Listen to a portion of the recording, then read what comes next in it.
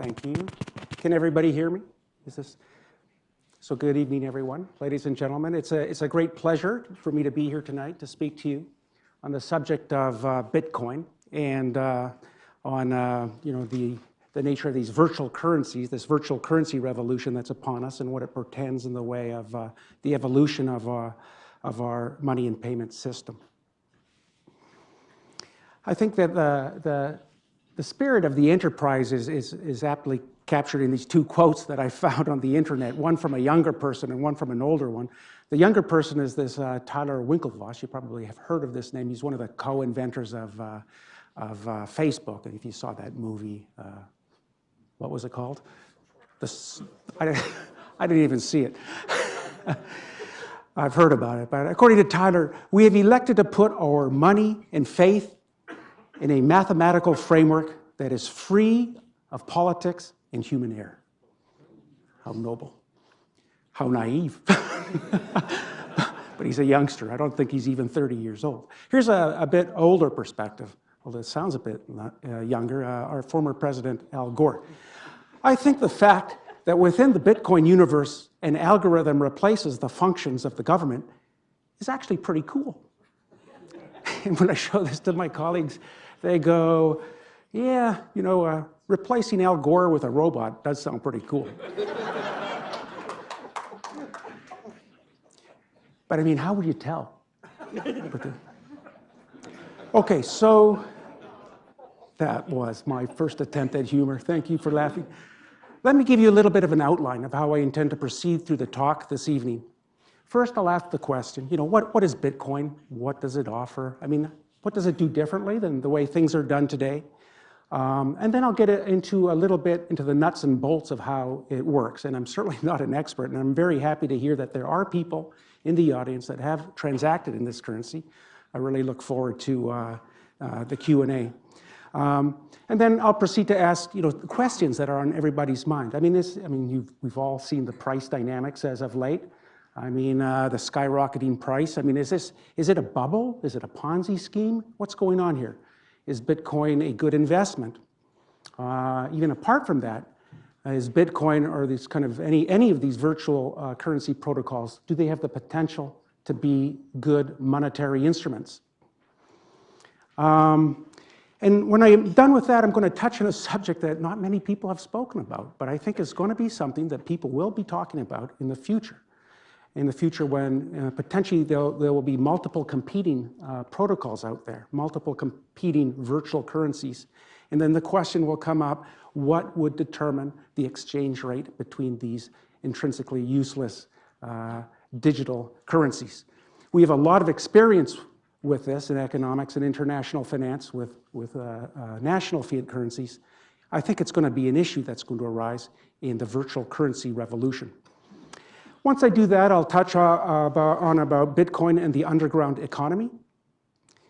Can Bitcoin be regulated? Can it be taxed?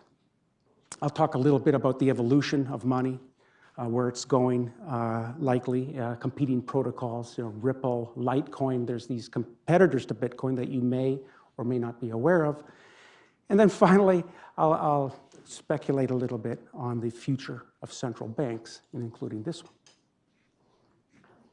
Okay, first off, what is Bitcoin? The way I think about Bitcoin is that it's a set of rules written down as a computer program.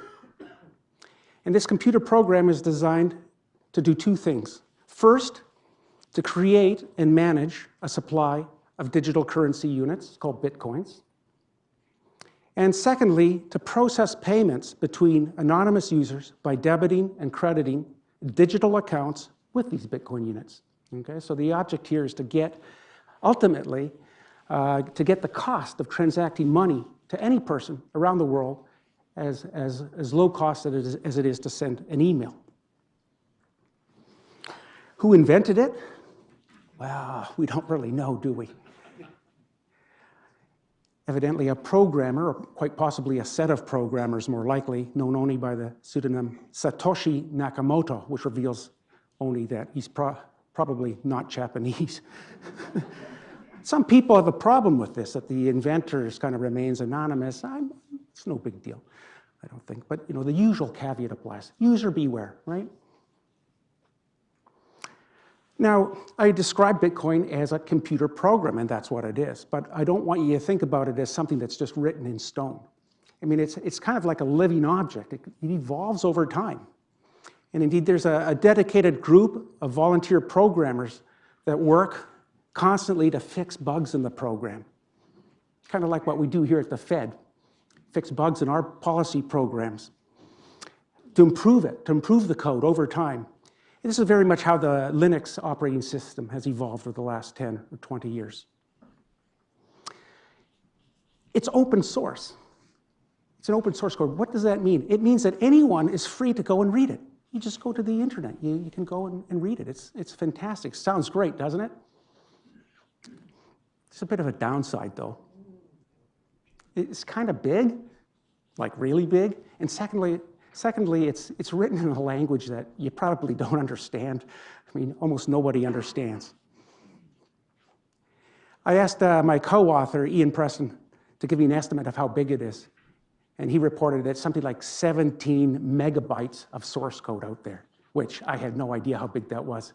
So I said, put it to me, put it in language that I can understand. He said, it's about the size of 500 large telephone books. I still didn't quite understand how big that was.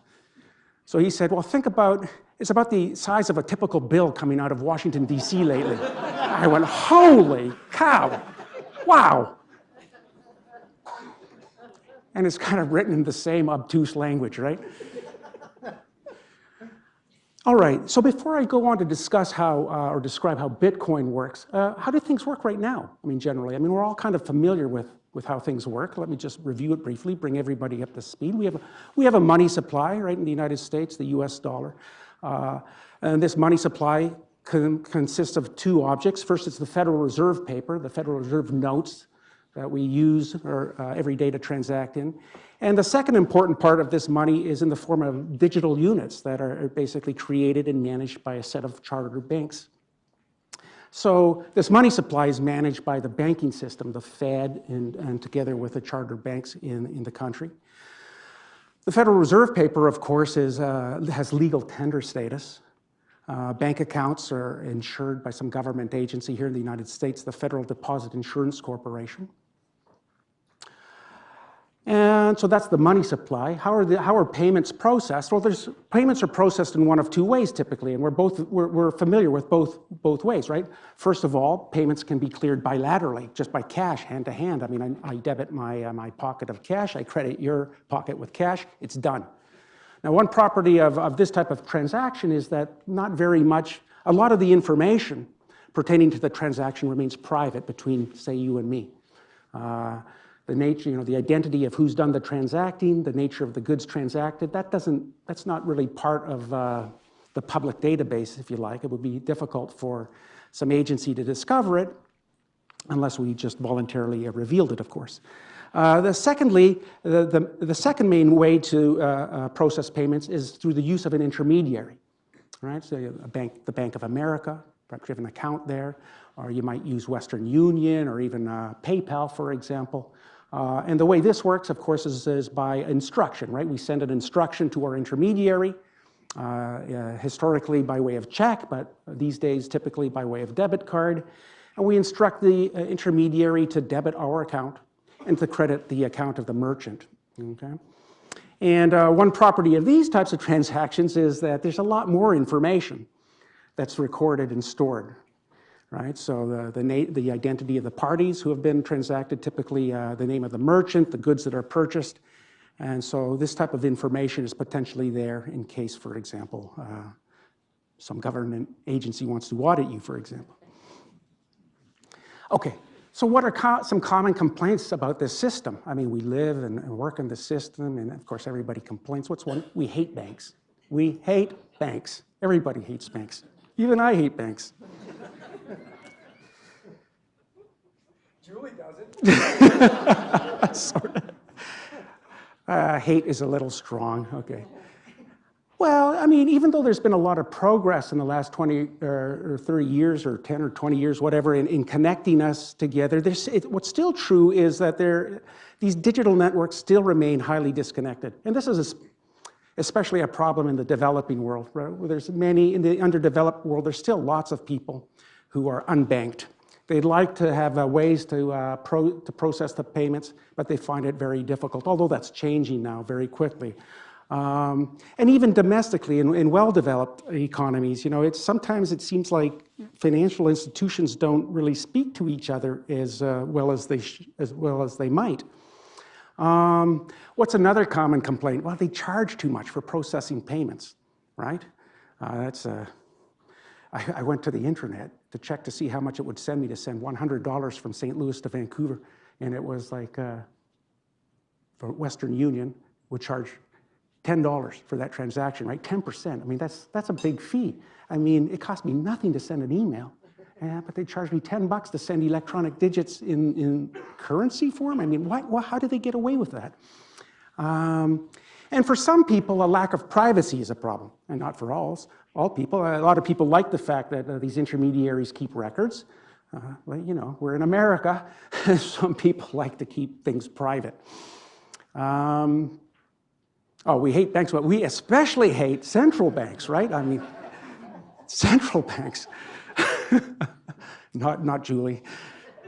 You know, and there's a lot of things to complain about central banks. Not the Fed, of course, but in general, you know. But, you know, one of the main complaints is banks diminish the purchasing power of money by printing too much of it, right? They around the world and throughout history, they tend to create inflation. So those are common complaints, and it's these types of complaints that motivate kind of, you know, these responses from the community. What can we do with these technological advances to kind of circumvent these kind of problems?